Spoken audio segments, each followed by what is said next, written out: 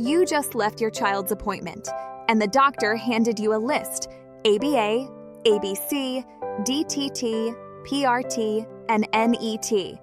And you're sitting there thinking, what does any of this mean? And more importantly, what is actually going to help my child? If that is where you are right now, this video is for you.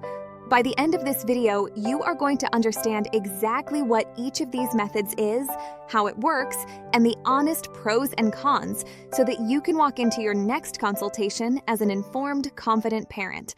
Hey everyone, and welcome back to the Three Koi Fishes channel. We are a team of parents with over 80 years of combined experience navigating the real challenges of raising kids.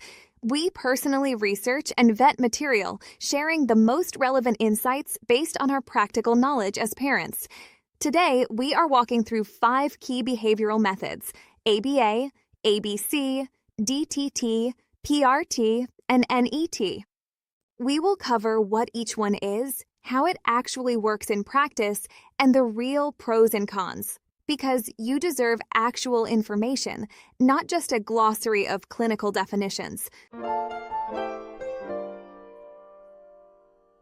Before we get into the methods, let's set the stage with one number. According to the Centers for Disease Control and Prevention, the CDC, approximately 1 in 36 children in the United States has been identified with autism spectrum disorder. That is the most recent data, released in 2023. And here is what that same research tells us. Children who receive early intervention, before age 4, consistently show the most significant and lasting outcomes. The window matters.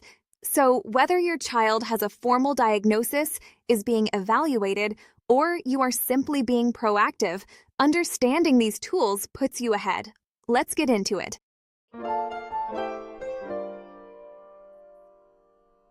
Let's start at the very foundation. ABA, Applied Behavior Analysis. ABA is not one specific therapy session. It is the scientific framework, the foundation, that almost everything else in this video is built on. Think of ABA as the umbrella, and DTT, PRT, and NET are the tools that live underneath it. ABA is grounded in one core principle: behavior is learned through the environment. What that means in practice is, if we understand what happens immediately before a behavior and what happens immediately after it, we can change that behavior. We can increase the ones that support growth, like communication, social interaction, and daily living skills, and reduce the ones that interfere with it. The primary tool ABA uses is positive reinforcement. When a child demonstrates a desired behavior, something meaningful to them is added to their experience immediately after. This increases the likelihood that behavior will repeat. Now, here is a statistic that gives parents a tremendous amount of hope.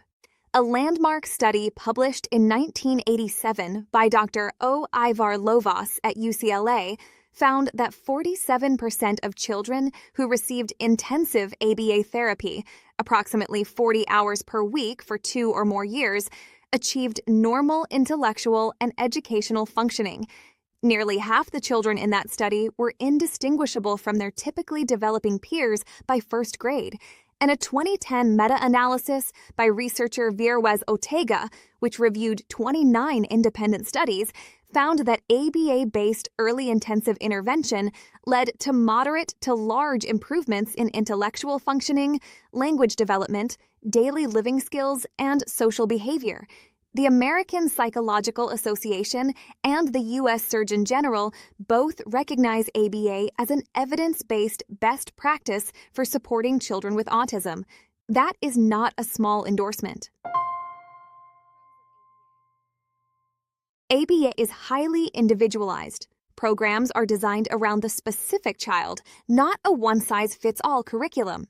It is backed by decades of peer-reviewed research. It addresses both skill building and the reduction of challenging behaviors. And it is adaptable. The same principles apply whether a child is 2 years old or 12. ABA at its most intensive can require 20 to 40 hours per week.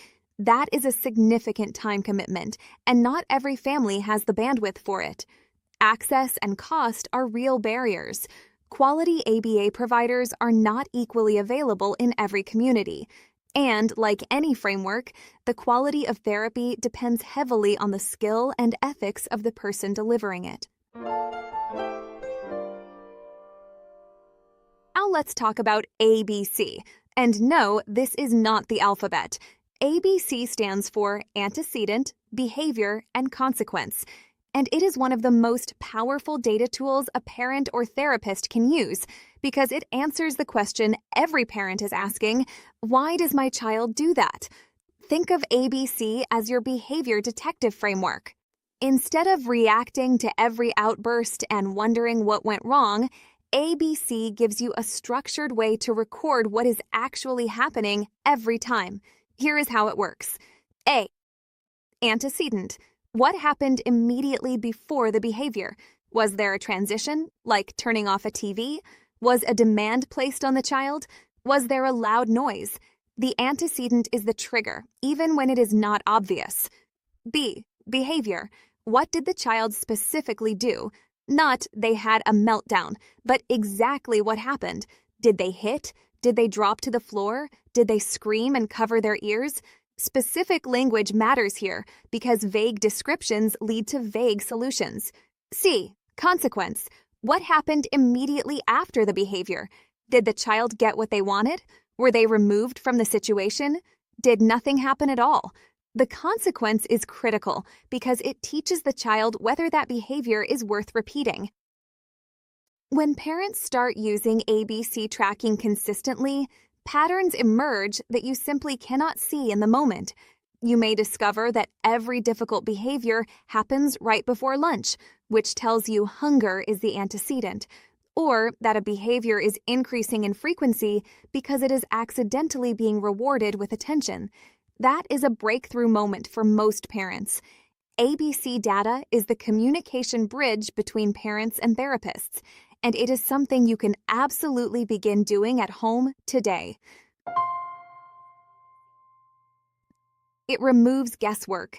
It gives you an objective, written record of behavior over time, and it gives therapists exactly what they need to build effective plans.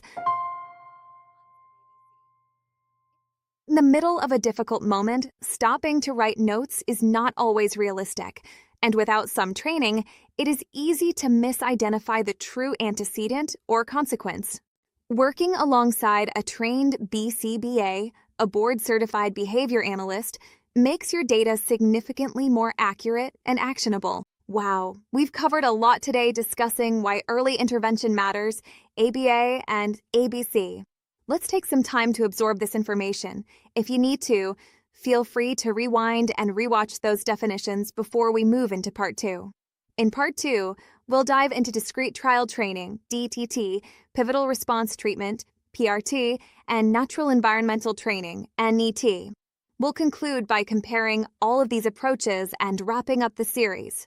If you found this video helpful, please consider subscribing so others can find us. See you in the next one.